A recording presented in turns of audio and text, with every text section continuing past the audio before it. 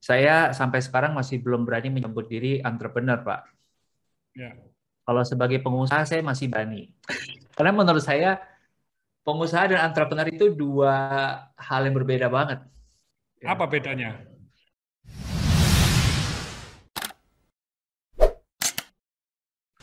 Halo, semangat pagi Sobat Sukses.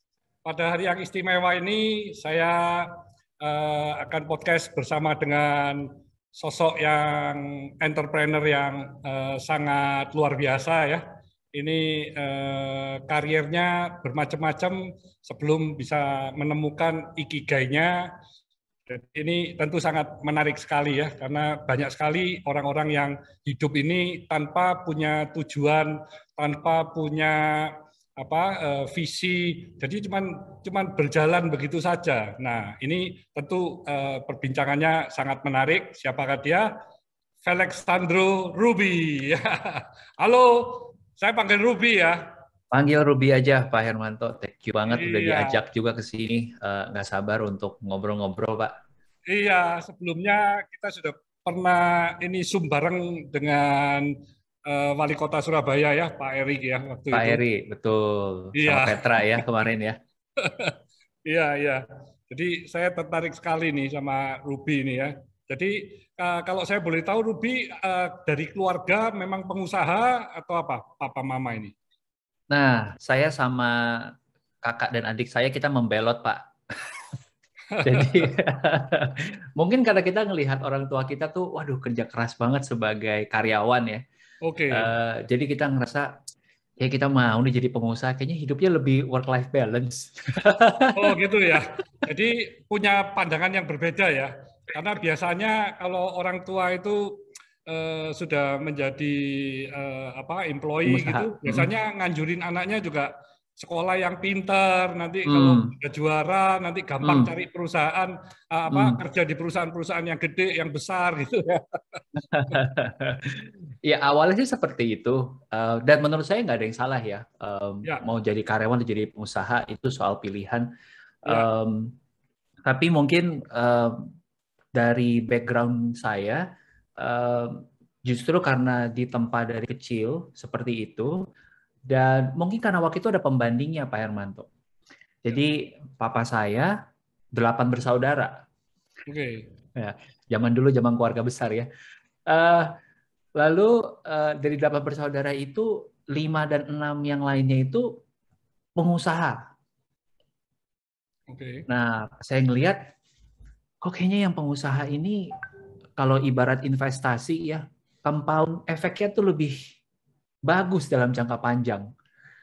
Capek, benar, tapi setelah lewat satu fase tertentu, itu mereka bisa mulai mendelegasikan, bisa mulai autopilot, dan yang tadi saya bilang tuh, dapat tuh yang work-life balance-nya gitu. Nah, di situ saya Ya. terinspirasi, oh kayaknya menarik nih gitu. Jadi nggak langsung datang dari orang tua, tapi datang dari paman dan tante yang di sekeliling saya gitu. Oke. Dan itu memang setelah dari Ruby lulus langsung menjadi entrepreneur apa ada beberapa pengalaman pengalaman dulu sebelumnya ya? Iya, jadi saya eksperimen dengan 9 hal yang berbeda, Pak. Wow.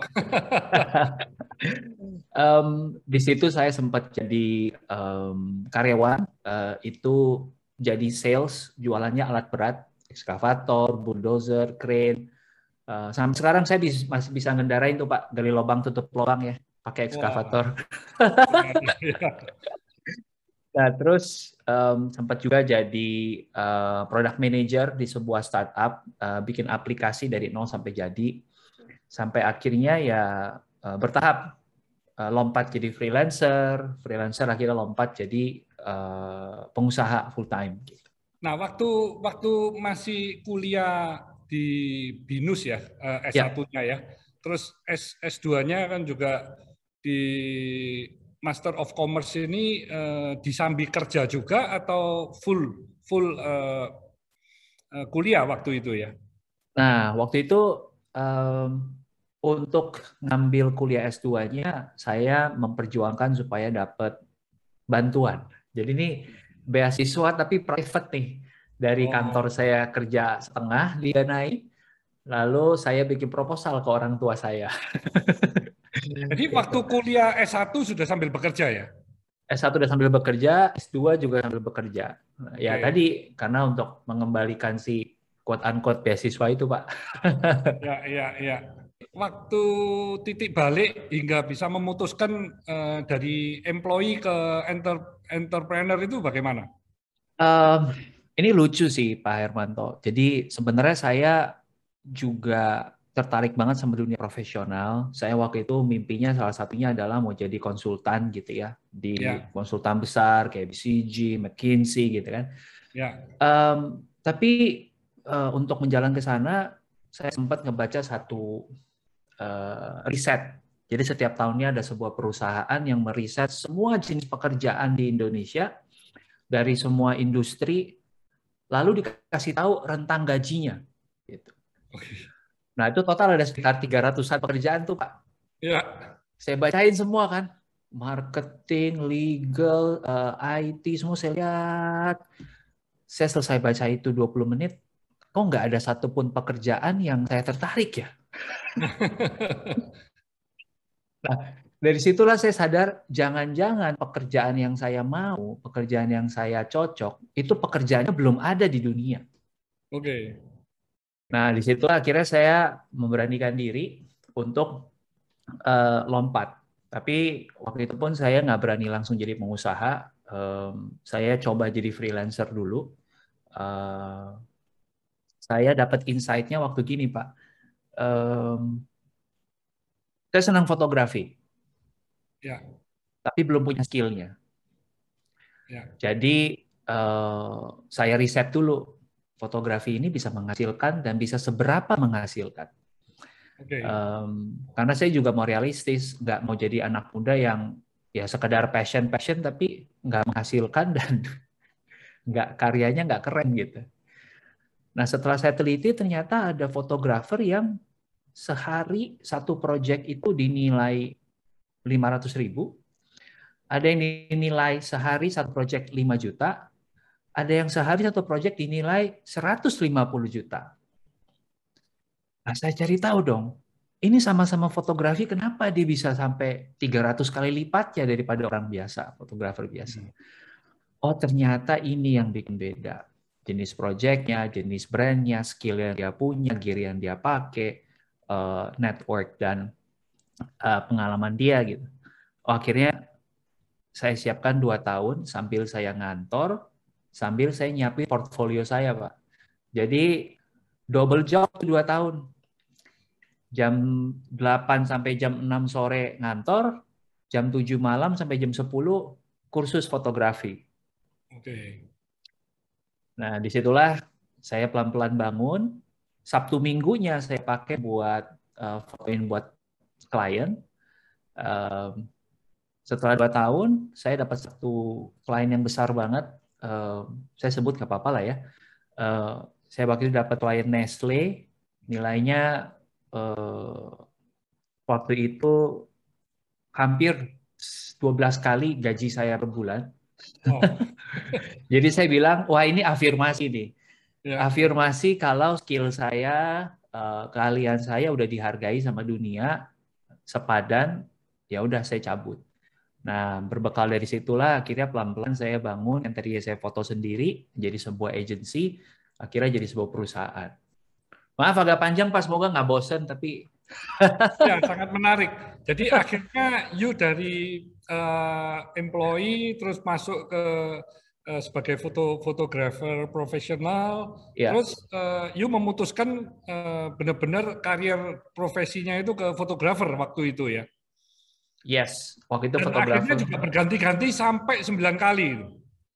Ya, betul. Waktu di fotografi itu udah yang keempat, Pak. Oh, dan keluarga selama berganti-ganti, keluarga apa menyetujui? Tentu tidak. Ya, ya, ya. Karena kalau orang tua ngelihat berpindah-pindah, waduh, kalau bosenan gini kapan suksesnya? Biasanya selalu orang tua itu mikirnya begitu ya. Iya, betul. Nah, tapi ya yang menariknya adalah dalam setiap fase saya berpindah, orang tua mungkin ngelihatnya kayak, oh nih anak lompat-lompat. Padahal sebenarnya saya itu lagi ngebangun satu skill on top of another skill supaya saya siap jadi pengusaha. Oke. Jadi saya ngelihatnya bukan lompat-lompatnya, tapi koleksi skill yang saya butuhkan. Ya. Nah, waktu saya kerja kantoran, saya perlu tahu dulu, oh ternyata bikin sistem kayak gini ya. Oh ternyata bos saya itu ngatur timnya kayak gini ya. Oh ternyata dia tuh bisa liburan 1 bulan karena sistemnya udah ada seperti ini. Gitu. Nah itu yang saya ambil koleksi skill. Lalu ketika pindah ke yang lain, saya juga koleksi skill yang baru. Di fotografi saya belajar bagaimana caranya untuk bisa memasarkan produk. Karena foto-foto kita akhirnya dipakai buat sosial media, buat iklan, buat billboard. Nah, jadi akhirnya benang merahnya kebentuk, Pak. Walaupun tadinya kelihatan kayak lompat-lompat. Ya, ya. Yang akhirnya jadi produk akhirnya adalah si agensi digital ini gitu. Nah, semua skill saya walaupun dari 4 pekerjaan yang berbeda-beda kepake semua di digital agency ini jadinya. Ya, ya, ya. Jadi setelah berganti-ganti, tapi memang pada saat berganti itu pun kan masih belum menemukan ini apa ikigainya gitu ya. Ini Ya, tahu saya setelah 13 tahun itu baru bisa akhirnya benar-benar sudah mantap. Ini benar-benar saya harus memang darahnya darah seorang entrepreneur gitu ya. Atau yes. content creator. Saya jujur kalau ngelihat sepak terjang kayak Pak Hermanto dan entrepreneur-entrepreneur lain, saya sampai sekarang masih belum berani menyebut diri entrepreneur, Pak. Ya. Kalau sebagai pengusaha saya masih berani. Karena menurut saya pengusaha dan entrepreneur itu 2 hal yang berbeda banget. Ya. Apa bedanya? Menurut saya kalau pengusaha itu orang yang melihat market yang sudah ada, atau dia sudah ngeliat, oh ini ada potensi, resikonya terukur banget, bahkan terukur banget, akhirnya dia mencoba untuk masuk. Oke. Tapi entrepreneur, dia itu bahkan berani masuk ke sesuatu yang resikonya nggak masuk akal. Ya, ya. Ya, jadi saya ngambil orang-orang yang seperti Pak Hermanto gitu ya, seperti Elon Musk gitu. Mana ada sih pengusaha normal yang mikir, udah saya mau bisnis bikin roket. Kalau saya juga masih belum sih, belum seberani itu ya. Jadi memang menurut saya seorang pengusaha atau entrepreneur itu pasti orang yang berani melangkah di depan menjadi pioner itu pasti berani. Tapi tentu dengan perhitungan-perhitungan juga. Tergantung sih dari waktu ngerintis usahanya bagaimana ya. Kalau misalnya seperti Elon Musk itu kan sudah gagal berkali-kali ya dalam berbisnis juga, tapi dia keberaniannya luar biasa dari sisi sangat yakin dengan teknologi gitu-gitu ya.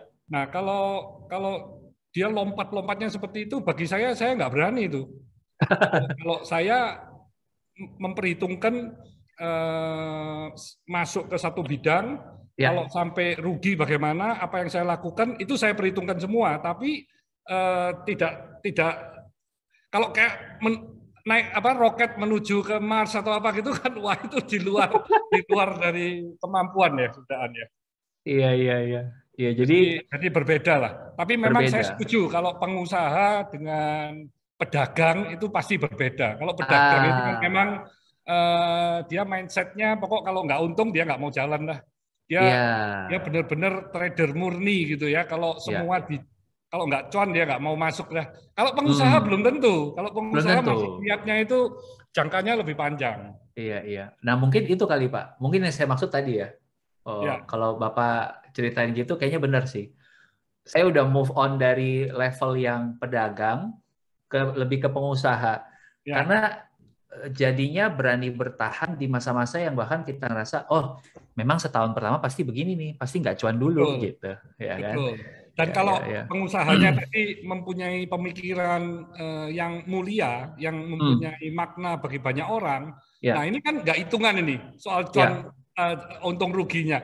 Wah itu lebih hebat lagi karena hasilnya itu tidak terduga. Tapi memang tidak boleh ada faktor kayak udang di balik batu ya. Saya berbuat baik gini karena saya punya tujuan ini. Wah itu sudah bukan mulia lagi kan, sudah jual beli lagi gitu ya. Jadi memang harus benar-benar memikirkan sesuatu yang sangat besar, yang sangat mulia. Nah itu hasilnya luar biasa seperti Airbnb, seperti Gojek, seperti Grab ya. Semua itu kan begitu ya. Asal muasalnya karena luar biasa sekali pemikirannya. Dan sekarang banyak perusahaan-perusahaan digital yang juga bertumbuh sangat cepat karena mereka memikirkan pelanggan-pelanggannya, memikirkan para distribution channel-nya, bagaimana mereka semua untung, padahal perusahaannya sendiri nggak untung gitu. Perusahaan sendiri nggak untung, cuma gedein revenue aja. Tapi di satu titik, wah perusahaannya jadi raksasa itu. Benar. Itu mereka gamenya beda banget sih. Iya. Karena mencoba menyelesaikan sebuah masalah yang kompleks dan besar banget juga ya Pak ya.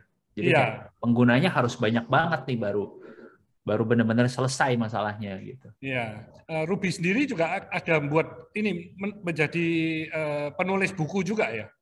Iya, saya kenalin dulu Pak bukunya Pak. Iya, itu buku You Do You yang terkenal ini ya. Nah ini Ruby pernah bilang writing this book is self-awareness journey for me in itself gitu ya. Nah ini bisa diceritakan nih gimana journey-nya ini? Ampas dulu Pak, ini kayak bakal panjang. Jadi gini, saya coba persingkat karena nanti buat teman-teman yang nonton mungkin supaya lebih gampang dicerna ya. Journey-nya adalah menulis buku ini membantu saya mematahkan mental block pribadi saya. Ketakutan bahwa buku saya nanti ada manfaatnya nggak ya? Keraguan bahwa gue bisa nggak ya jadi penulis? Nah ini akhirnya satu-satu dibabat nih dalam perjalanan. Keraguan tadi akhirnya saya jawab dengan oke deh, eksperimen dulu nulis dalam bentuk pendek. Saya taruh di Instagram saya bikin akun baru dari 2018 Januari. Lalu saya lihat responnya. Orang suka apa enggak sama kontennya? Oh ini yang ternyata mereka tertarik, yang mereka ngerasa relevan gitu. Lalu yang kedua, dalam perjalanan juga saya ngeriset. Saya ngelihat buku-buku orang lain, terutama penulis-penulis Indonesia. Lalu saya cari tahu, buku yang saya pengen saya tulis, udah ada nggak ya di market? Apakah buku saya ini bisa ngisi sebuah celah yang belum pernah disentuh sama orang sebelumnya? Gitu. Ada nggak kebutuhannya? Jadi benar-benar main ke toko buku, ngelihat itu semua buku di rak bestseller, kenapa mereka bisa ada di sana? Dan apa yang belum mereka bahas gitu. Nah, jadi akhirnya long story short saya kembali ke mantra dari seorang penulis yang saya suka banget. Dia bilang write the book you want to read. Tulislah buku yang kamu sendiri pengen baca. Lalu saya ngelihat ke awal karir saya umur 20-an, iya ya. Saya itu sebenarnya kalau di umur 20-an pernah tahu tentang ini, dan tentang ini, pasti hidup saya berubah banget. Nah, itulah yang akhirnya saya tulis dan ya bersyukur banyak yang ngerasain manfaatnya gitu. Dan ternyata bukunya itu menjadi bestseller juga ya? Puji Tuhan. Benar. Sekarang udah masuk cetakan ke-9. Wow. Nah ini sudah nulis buku yang keberapa nih?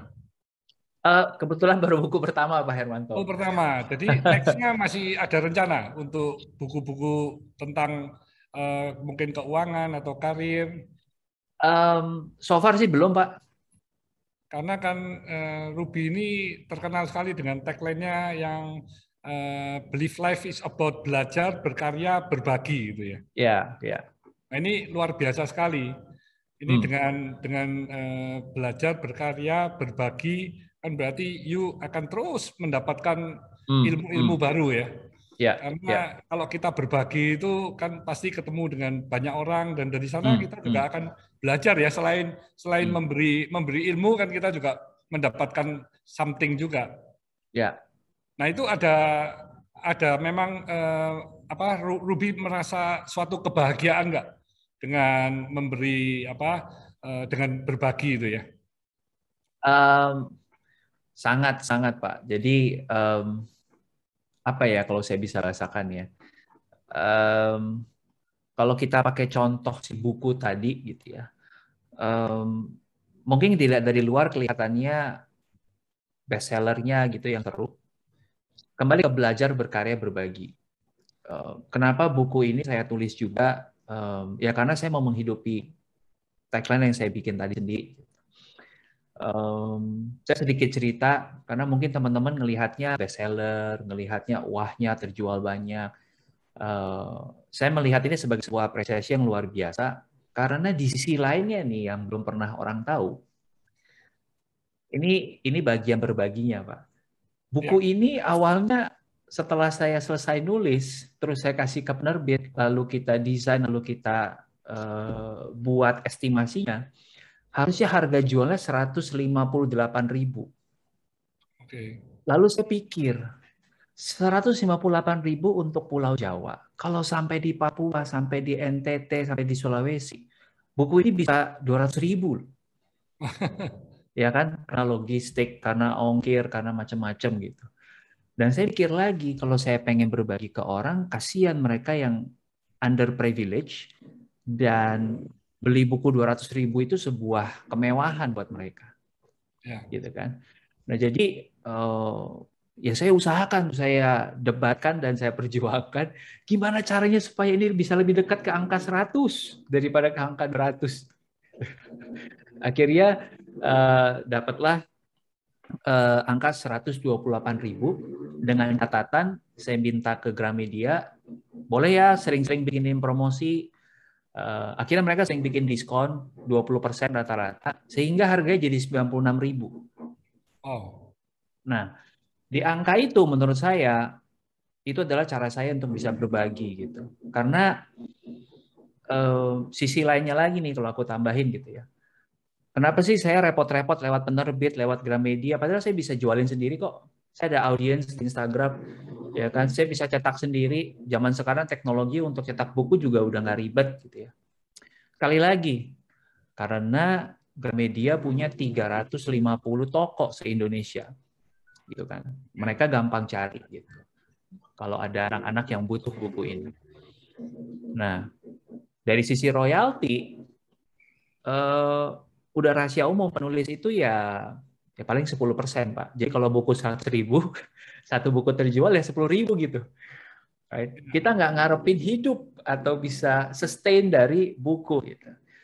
Nah, jadi buat saya berbagi itu ya saya praktekkan dalam berbagai layer, termasuk ya dari saya bikin podcast gratis, orang bisa dengerin, duduk sama narasumber-narasumber yang inspiratif di YouTube saya, dan termasuk di buku ini. Yang jadi kepuasan pribadi dari ini adalah dapetin pembaca-pembaca yang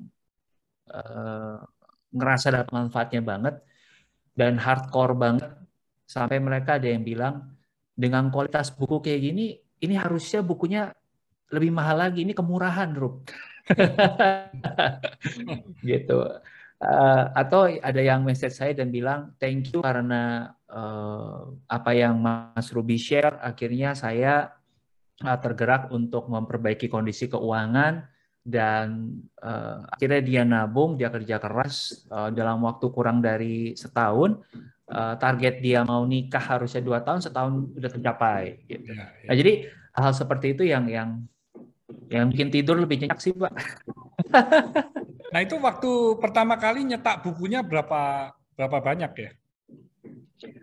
Jadi waktu pertama kali saya buka PO itu terjual 1.500 dalam 24 jam. Nyetaknya berapa banyak? Nyetaknya itu 3.000. Oh 3.000.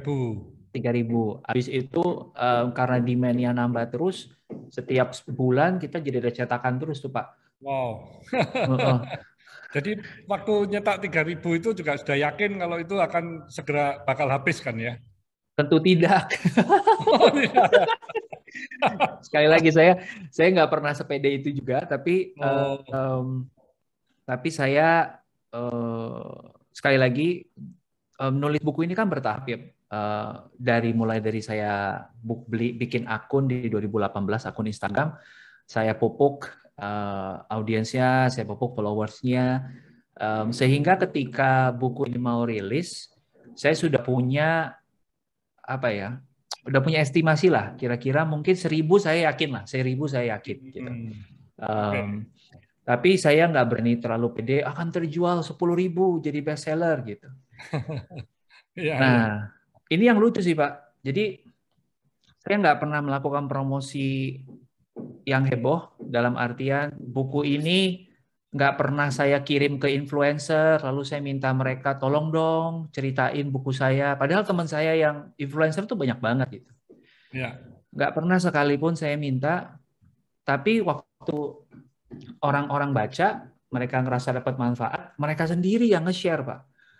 Oke. Gitu. Nah itu yang saya anggap, saya lihat luar biasa banget. Bahkan nggak jarang mereka yang bilang, Rob, temen gua tahun ini udah ada 4 orang yang ulang tahun, gua kasih buku itu. Gitu.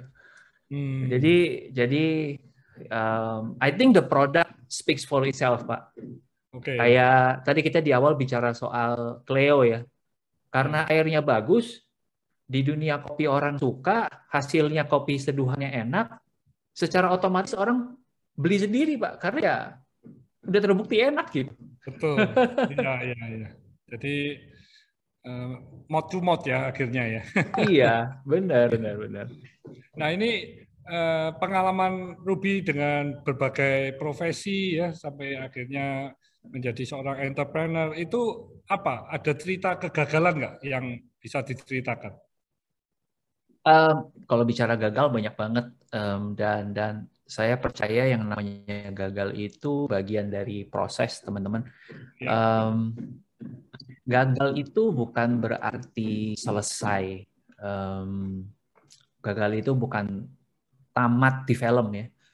Um, Dalam konteks nulis buku misalnya gitu. Ketika saya pertama kali nyoba bikin tulisan pendek, saya taruh di Instagram, ada juga tulisan-tulisan saya yang nggak ada orang yang like, nggak ada orang yang komen gitu, ya ya, kan? Nah itu kan kita langsung merasa gagal ya, gitu. Padahal udah ngabisin berjam-jam mikirin captionnya, mikirin ide, desain gitu. Nah tapi uh, saya terinspirasi waktu saya senang basket. Saya ngelihat jalan hidupnya Michael Jordan. Ternyata dia sebelum jadi Michael Jordan yang kita kenal, dia itu bahkan nggak kepilih masuk ke dalam tim basket SMA-nya dia. Padahal dia udah scoring 20-an angka per game loh, Pak. ya, Tapi tetap nggak terpilih. Nah, kita bisa ngeliat itu sebagai gagal, atau kita bisa ngeliat itu sebagai bagian dari proses. ya. Gitu. Nah, saya ngelihat gagal itu bagian dari proses, berarti kita harus memantaskan diri supaya, oh, gue harus belajar lagi, gue harus naikin skill gue. Gitu. Nah, gagal-gagal kecil seperti yang tadi waktu saya nulis buku, gagal-gagal besarnya yang menurut saya bikin lebih down adalah ngerintis sebuah usaha waktu itu di tahun 2018 juga. Bentuknya adalah frozen food. Ya. Awalnya 3 bulan, 4 bulan, 6 bulan pertama bagus banget. Kita langsung masuk ke beberapa kafe. Kemudian repeat order juga. Yang tanpa saya sadari, Pak, kita sangat bergantung sama logistik yang bisa mengirim makanan kondisi frozen. Oke. Nah, ini kita bicara sebelum pandemi ya. Habis pandemi Ya, kan kayaknya makanan frozen tuh di mana-mana gitu. betul, betul. 2018 di Jakarta, cuman ada satu vendor yang bisa kirim barang frozen, satu Oke. Jakarta, itu kondisinya tidak lumer. Nah, saya jalan bisnisnya 6 bulan, bisnis saya bagus, bisnis logistiknya tiba-tiba tutup, Pak. Waduh. Iya, iya. Saya nggak mungkin dong bikin armada sendiri, Iya. gitu. Right? Nah, akhirnya kita ikut tutup. gitu. Oh. Di tengah-tengah kondisi bisnisnya lagi bagus, demand lagi bagus. Ya. Bahkan ada masanya sampai akhirnya saya beli icebox, saya kirim sendiri tuh. Tapi nggak kuat dan nggak sanggup. Akhirnya tutup. Nah, itu baru cerita satu dari beberapa bisnis lain yang juga akhirnya nggak berlanjut. Jadi teman-teman, di balik beberapa bisnis saya yang sekarang kelihatan berhasil dan oke gitu ya, ada 3 minimal yang saya udah pernah jalanin dan pupus di tengah jalan. Ya, ya. Dan Robi ada statement yang sangat menarik ya. Itu pernah ngajak pembaca menghabiskan jatah gagal. Nah, ini kapan kita bisa tahu kalau jatah gagalnya sudah habis ya? Apa ada semacam ukurannya gitu? Simpelnya sih gini, kalau saya pakai contoh kayak saya tadi nulis buku sambil ngonten di Instagram, jatah gagal kita itu udah mulai habis kalau yang tadinya konten kita nggak ada orang yang baca, nggak ada orang yang like dan komen, tiba-tiba mulai muncul 10, muncul 100, muncul 1000. Artinya apa?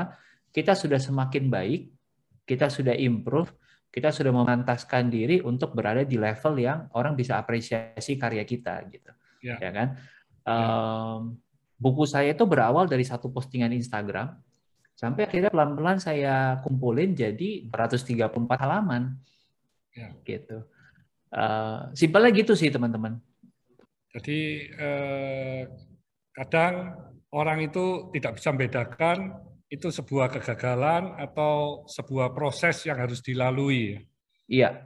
Karena kebanyakan kalau kita memang jalannya sudah benar, sudah sesuai dengan yang kita inginkan, kalau itu masih belum mencapai result atau goal yang kita inginkan, kalau kita tetap konsisten, pada akhirnya kita akan bisa sukses, ya, bisa meraih apa yang kita inginkan ya.